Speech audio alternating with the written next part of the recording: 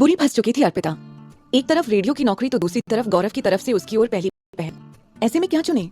ये चुनाव उतना ही खतरनाक है जितना कि रोज शाम गर्मी में ये सोचना कि तुरई बनाई या लौकी। फिर भी अब कुछ तो सोल्यूशन निकालना ही है। वो कैसे निकलेगा इसका अर्पिता को हाल फिलहाल कोई आइडिया नहीं है। किचन को वाइंड अप करके जब अर्पिता फाइनली कमरे में गई तो बिस्तर पर पसरे गौरव ने एकदम एक्साइटेडली उठ के बोला, अच्छा सुनो, कल के इंटरव्यू के लिए तैयारी करा देता हूँ। आओ इधर बैठो। अर्पिता के मन में आया, ये आदमी है या स्टॉक मार्केट? मिनटों में इसका मूड ऊपर नीचे हो जाता है। गौरव ने उसकी तरफ सवालिया नजर से देखा तो अर्पिता सकपका गई और बोली, अब वैसे नौकरी काहे की है? गौरव उसकी ओर घुमा और नौकरी का बखान ऐसे किया जैसे मानो गूगल में इंटरव्यू फिक्स करके आया है। अरे तुम्हें पता है, इंटरनेशनल कंपनी है वाटर प्यूरिफायर की, उसके लिए बात करके आया हूँ। ऑफिस में नहीं बैठना होगा, जैसा तुम चाहती हो मस्त पूरे गुड़गांव दिल्ली में घूमो, लेकिन पहले ट्रेनिंग होगी। और अर्पिता ने बीच में ही उसे टोका और बोली, अच्छा अच्छा समझ गई, तो कल कितने बजे? गौरव बोला, मेरे साथ ऑफिस चलना होगा तो वही टाइम पकड़ लो। और देखो इंटरव्यू में वो लोग क्या क्या पूछेंगे इसकी मैंने ना एक लिस्ट बना ली है, एक बार देख लो। हाँ, ये सुनते ही अर्पिता ने कहा, वो मुझे दे दो, मैं देख के इंटरव्यू में मैनेज कर लूंगी। अब जल्दी सोना है, कल जल्दी उठना भी तो है ना। कहते हुए वो चादर ओढ़ के बिस्तर में घुस गई। गौरव थोड़ी नाराजगी से उसे देखता है और कहता है, तुम्हें यकीन है तुम कल सब संभाल लोगी?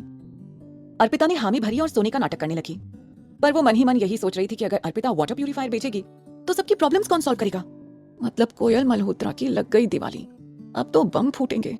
अरे बाबा जी, कुछ तो चक्कर चलाओ। प्रार्थना करते करते अर्पिता की कब आंख लग गई उसे पता ही नहीं चला। घड़ी में 7 बजते ही वेकअप अलार्म से गौरव की नींद खुली। उसने जब बेड के दूसरे हिस्से की तरफ देखा तो वहां रोज की तरह अर्पिता चैन की नींद लेते नजर नहीं आई। वो खुद से ही मुस्कुराते हुए बोल पड़ा, इंटरव्यू में ये हाल है, नौकरी लगी तो फिर क्या होगा? जो भी हो, मेरे लिए तो अच्छा ही है। जहां गौरव खुश होकर अपना तौलिया निकालने लगा, वहीं कमोड पर बैठी अर्पिता बस यही सोच रही थी कि आखिर वो क्या बहाना बनाए। तभी उसके फोन पर नोटिफिकेशन आया। ये ऐसा वैसा नोटिफिकेशन नहीं था, सीधा रेडियो ऑफिस की एचआर का मेल आया था, वो भी नौकरी की कंफर्मेशन का। अर्पिता जोर से चिल्लाते हुए उछल पड़ी। बाहर से गौरव ने पूछा, क्या हुआ, चिल्ला क्यों रही हो? अपनी खुशी को फ्लश की आवाज से ढकते हुए अर्पिता धीरे से बोली, कुछ नहीं। दोनों ही तैयार थे ऑफिस जाने के लिए। गौरव ने अपनी कार निकाली और दिल्ली एनसीआर के ट्रैफिक का फायदा उठाते हुए अर्पिता को इंटरव्यू क्लियर करने के नुस्खे बताने लगा। वहाँ चिल्ला चिल्लाकर बात मत करना, थोड़ा तहजीब से, कॉन्फिडेंट हो ये लगे पर गवार हो ये नहीं लगना चाहिए। अर्पिता ने तपाक से उससे एक सवाल पूछा, अब एक बात बताओ, तुम इतने 30 मार खा हो इंटरव्यू क्लियर करने में, तो एक ही कंपनी में काहे रगड़ रहे हो? अरे छोड़ो, कहीं और देखो। ये सुनते ही गौरव एकदम से तुनक गया और गुस्से से बोला, don't teach me, you have no understanding of corporate world. Arpita को गौरव की नसीहतें अच्छी नहीं लग रही थी और उसने एकदम से कहा, कॉर्पोरेट वर्ल्ड क्या होता है मुझे ना सिखाओ तो बेहतर होगा। उस दिन पार्टी में तो देख ही लिया था, सिवाय दोगलेपन के कुछ नहीं होता वहां। गौरव को अर्पिता की बात चुभी थी, पर वो बहस करना नहीं चाहता था, इसलिए चुपचाप ड्राइव करता रहा। अर्पिता को लगा कि गौरव का मूड खराब हो गया है। वो अपना मन मारकर धीरे से गौरव से बोली, अच्छा बताओ क्या कह रहे थे? अब मुंह फुलाकर बैठोगे क्या पूरे रास्ते? सिखाओ जो भी सिखा रहे थे, मैं तो हुई फक्कड़, कुछ भी बकती रहती हूँ। अब बताओ भी क्या करना है वहां? गौरव ने उसकी ओर देखा और बोला, जो करती हो बस वो नहीं करना है। अर्पिता ने जैसे ही ये सुना उनका घूंट पीकर रह गई और मन ही मन बोली, इस फक्कड़ अंदाज का ना पूरा गोदुलिया बाजार दीवाना था बेटा, और तुम? खैर छोड़ो।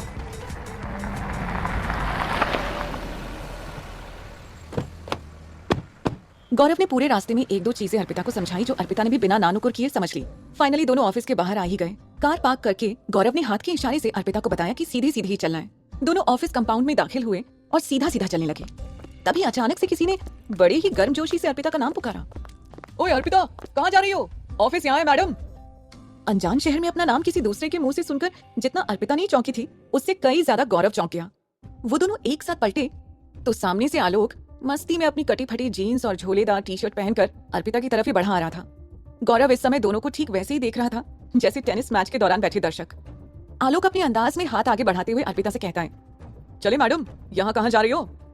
आलोक 1-2 शब्द और बोले उससे पहले ही अर्पिता बोल पड़ती है, क्या दिक्कत है भाई, कौन हो तुम? आलोक थोड़ा सा संकोच में आया। गौरव भी उसकी ओर बढ़ा।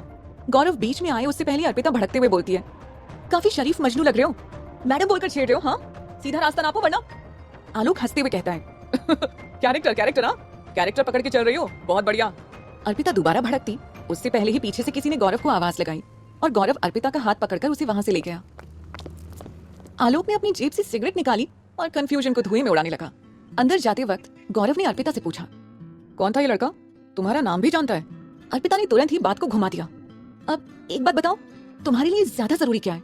वो हमें जानता है ये या हम उसे जानते हैं ये? गौरव कंफ्यूज होकर सोचने लगा और तभी लिफ्ट का दरवाजा खुला। गौरव और अर्पिता दोनों ही बाहर आए। गौरव अर्पिता को लेकर वाटर प्यूरिफायर के ऑफिस के अंदर गया। अपने दोस्त से बात करके उसने अर्पिता को इंट्रोड्यूस करवाया और जाते जाते बड़े ही प्यार से अर्पिता को ऑल द बेस्ट भी बोला।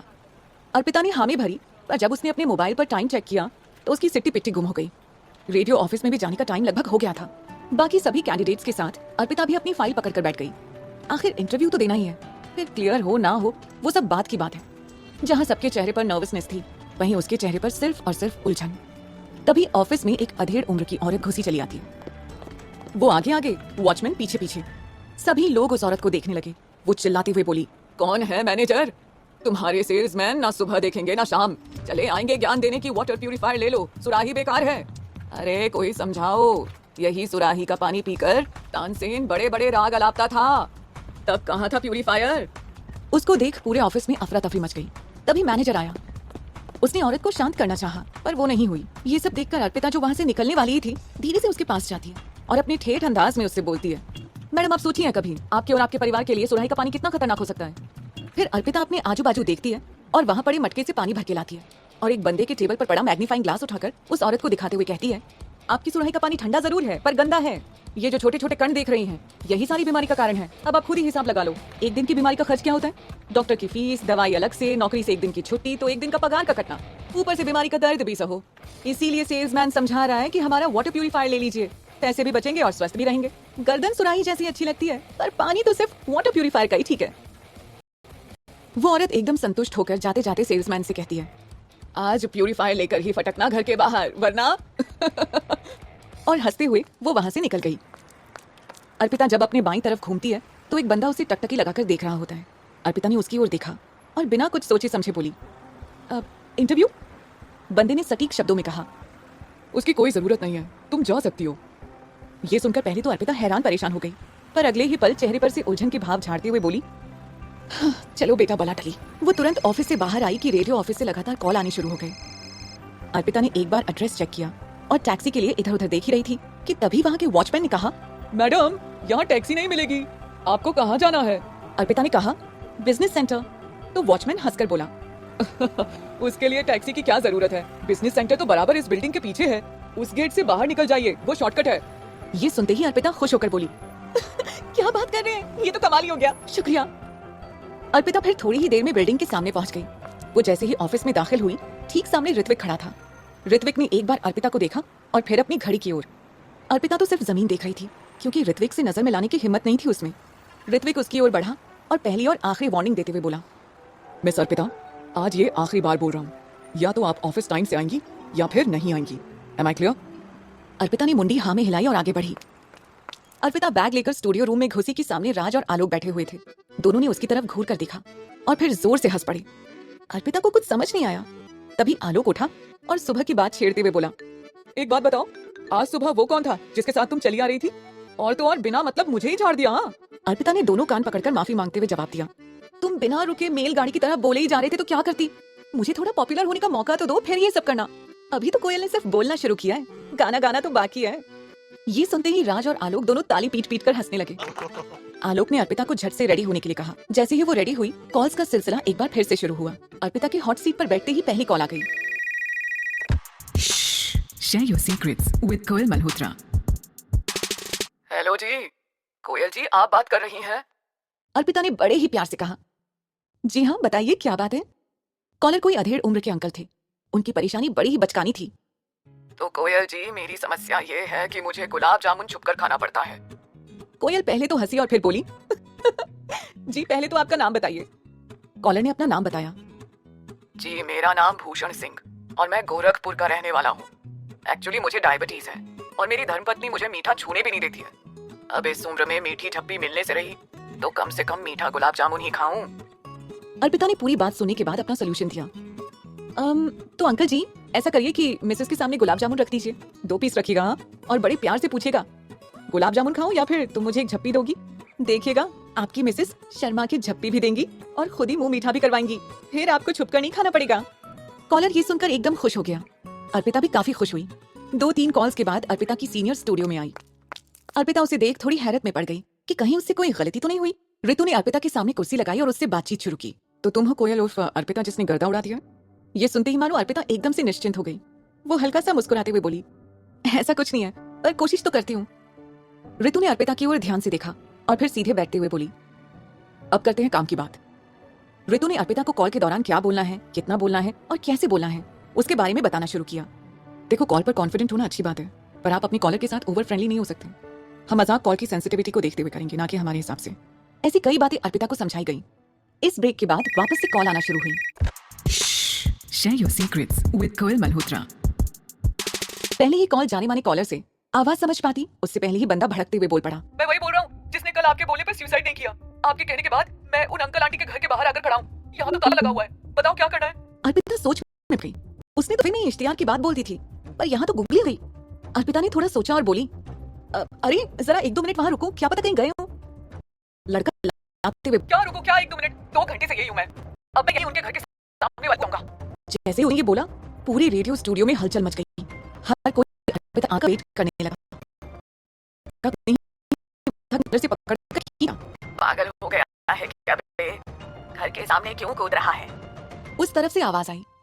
यहाँ से अर्पिता ने सवाल पूछा, कौन है आप, इस लड़के को बचाया है?